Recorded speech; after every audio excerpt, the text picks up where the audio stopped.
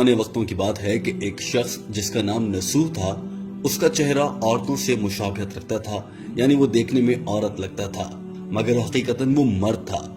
اس شخص نے عورتوں کے حمام میں نوکری حاصل کر لی جہاں عورتوں کو نہلایا جاتا تھا۔ یہ کوئی عام حمام نہیں تھا، یہ شہر کا وہ حمام تھا جہاں پر بڑی بڑی شہزادیاں اور دیگر اعلیٰ خاندانوں کی خواتین آیا کرتی تھیں۔ یہ شخص جس کا نام نسوح تھا، جو کہ حقیقتاً مرد تھا مگر دیکھنے میں عورت جیسا تھا، یہ ان عورتوں کو دن بھر دیکھتا اور ان کے جسم کے مختلف حصے دیکھ کر بڑے بڑے گناہوں کا مرتکب ہو رہا تھا۔ نسوح نے اپنے گناہوں کو دیکھتے ہوئے کئی بار اللہ سے توبہ کی، لیکن شیطان کے بار بار بہکاوے میں آنے کی وجہ سے نسوح اپنی توبہ بار بار توڑ دیتا اور پھر سے انہی گناہوں کا مرتکب ہونے لگتا۔ نسوح نے ایک بار اپنے گناہوں کی توبہ کے لیے ایک درویش سے کہا۔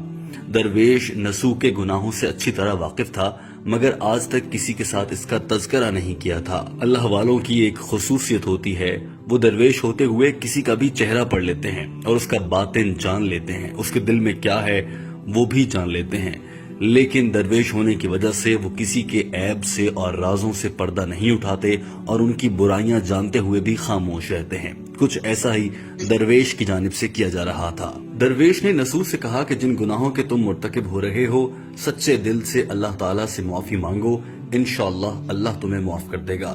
نسوح نے معافی تو مانگ لی مگر اس کے باوجود وہ حمام میں کام کرتا رہا اور عورتوں کے بدن دیکھ کر اپنی لذت حاصل کرتا رہا۔ ایک دن نسوح اپنے مشغلے کے مطابق حمام میں موجود تھا اور شہزادیوں کو نہلا رہا تھا۔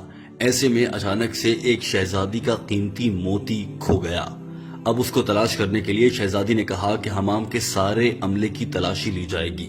جو ہی تلاشی کا عمل شروع ہوا تو تلاشی کے طریقہ کار کے مطابق اس موقع پر لوگوں کے کپڑے اتروا دیے جاتے تھے۔ نسوح بھی حمام کے عملے کا حصہ تھا اور اس کے بھی کپڑے اتروائے جانے تھے۔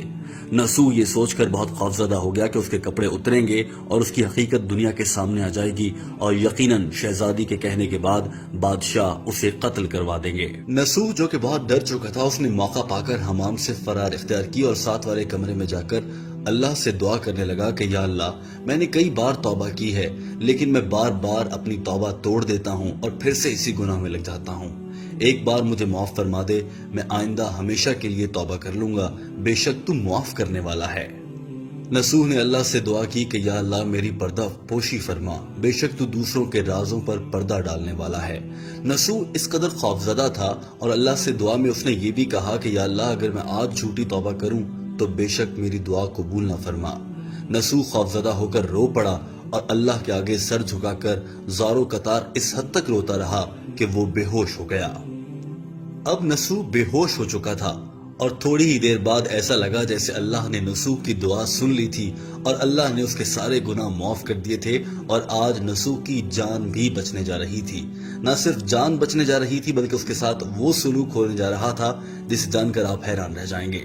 اچانک سے حمام میں اعلان ہوتا ہے کہ شہزادی کا موتی مل چکا ہے۔ اس اعلان کے ساتھ ہی تمام لوگ خوش ہو جاتے ہیں اور نسوح جب اسے ہوش آتا ہے وہ یہ جان کر حیران رہ جاتا ہے کہ موتی مل چکا ہے اور اب تلاشی روک دی جائے گی، لہٰذا نسوح کا راز فاش نہیں ہونے جا رہا۔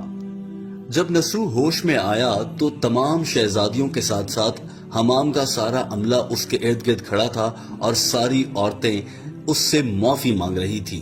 نسوح کی توبہ ایسی قبول ہوئی تھی کہ نہ صرف اس کی جان بچ گئی تھی بلکہ لوگ اس سے معافی مانگنے پر مجبور تھے۔ نسوح نے سوچا کہ آخر ایسا کیا ہے کہ یہ سب مجھ سے معافی مانگ رہے ہیں۔ حمام کے عملے کی خواتین نے کہا کہ نسوح ہم نے تم پر شک کیا کیونکہ تم شہزادی کے اکثر قریب ہوتے ہو اور زیادہ تر شہزادی کو غسل دینے کا کام بھی تم ہی کرتے ہو۔ ہمارا شک تم پر تھا لیکن ہم نے جان بوجھ کر تمہاری تلاشی میں تاخیر کی تاکہ تمہارے پاس اگر وہ موتی ہے تو تم خود ہی نکال دو۔ دوستو یہاں آپ کو یہ بتا دیں کہ توبۃ النسوح دراصل نسوح کے نام پر ہی ہے۔ یہ حکایات رومی سے لی گئی ہے اور اس کے مطابق ایسا ہی بیان کیا جاتا ہے اور بہت سے لوگ اس حقیقت کو جانتے ہیں۔ دوستو اس کے بعد یہ ہوا کہ نسوح نے توبہ کر لی تھی اور آج اس کی جان بچ چکی تھی۔ نسوح حمام سے باہر نکلا اور ہمیشہ کے لیے فیصلہ کر لیا کہ آئندہ کبھی حمام کا رخ نہیں کرے گا، لیکن نسوح کو اپنے کام پر مہارت اتنی تھی کہ شہزادیاں اس کا انتظار کرتی تھیں۔ اور بار بار مختلف شہزادیوں نے اپنی کنیزوں کے ذریعے پیغام بھجوائے کہ نسوح کو حمام میں بلایا جائے، لیکن نسوح نے چونکہ توبہ کر لی تھی اور اس نے دوبارہ حمام میں آنے سے انکار کر دیا۔ دوستو، یہی وجہ ہے کہ نسوح کے نام پر آج بھی توبتاً نسوح مشہور ہے۔ ہم امید کرتے ہیں کہ آپ کو یہ ویڈیو پسند آئی ہوگی اور آپ اسے دوسرے دوستوں تک بھی پہنچائیں گے۔ دوستو، اللہ سے توبہ کرنے کا بہت بڑا فائدہ ہے۔ اگر آپ کی توبہ دل سے ہو اور اللہ اسے قبول کر لیں تو انسان کی زندگی بدل سکتی ہے۔ آپ سے ویڈیو میں ہم یہ سوال کرنے جا رہے ہیں، کامنٹ کے ذریعے اپنی رائے کا اظہار کیجیے گا، کیا آپ نے کبھی دل سے اللہ تعالیٰ سے اپنے کسی جرم کی توبہ کی اور اس کے بعد آپ نے دوبارہ وہ جرم کبھی نہیں کیا تو آپ کی دعا بھی قبول ہو گئی؟ دوستو، اپنی دعا اور توبہ کا واقعہ ہمارے ساتھ ضرور شیئر کیجیے۔ ویڈیو دیکھنے کا بہت شکریہ۔